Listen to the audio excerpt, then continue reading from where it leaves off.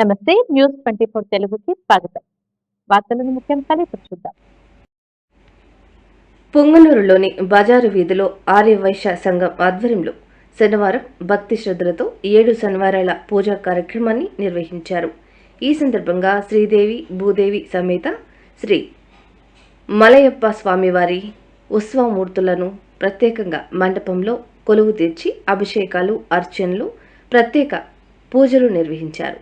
అనంతరం 7 శనివారాల పూజల విశిష్టత, ఆధ్యాత్మిక ప్రాధాన్యత, పూజా విధానాల గురించి అర్చకులు భక్తులకు వివరించారు.